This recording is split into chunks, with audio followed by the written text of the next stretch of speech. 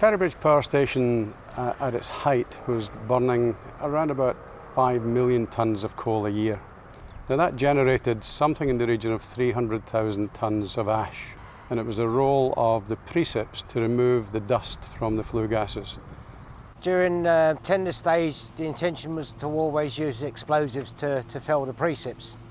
However, to get the Precips down with explosives, the two chimneys that are still standing had to be felled. We weren't able to fell those these years because of the evacuation of the houses, and COVID put a stop to that. So therefore we had to come up with another solution. So rather than fell the Precips with explosives, we reverted to high reach demolition. So before we started any demolition work on the Precips, we had to carry out structural assessment. The Precips are 3 different structures. They've been added to over the years due to changes in emission legislation. The Precips were fairly unique, so we had to change the method, and we brought in a super long reach machine and sheared the Precips down.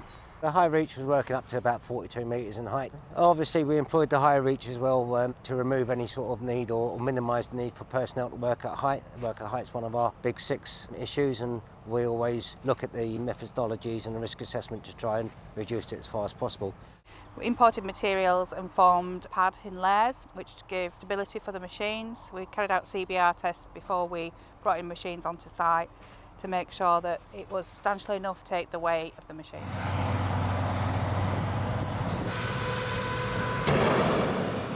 So we employed our long reach to get up to the height of the Precips, demolished the Precips from top down. In fact, we actually had to work our way into them. Precips themselves, you had the original concrete structure, which was low level, and then you had a 1980s bolt-on structure on top of that, and then behind that there was another structure that was bolted on in early 2000s.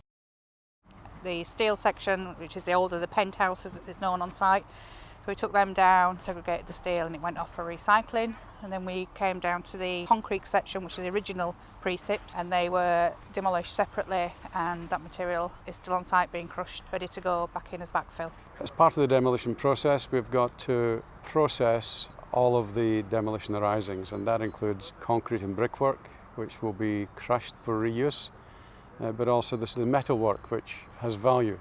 And we will segregate the metal into different components, and that goes to the market to achieve best sale price. Well, as you can see, the precipitators the work's now done. We're clearing it. We're getting back up to the duct in just to get the remainder of the asbestos that we couldn't reach or get to because the Precips were in the way. We wouldn't have been able to put people working there. But it's worked well. The whole approach on demolition, as in other industries, but demolition in particular, where we're dealing with old structures, is to minimise risk or avoid risk at all. So having achieved the 1 million working hours with no time lost incidents, it isn't something we simply sit back and congratulate ourselves on. We have to remain very focused on health and safety of our workforce, and home safe is the mantra for Keltbray.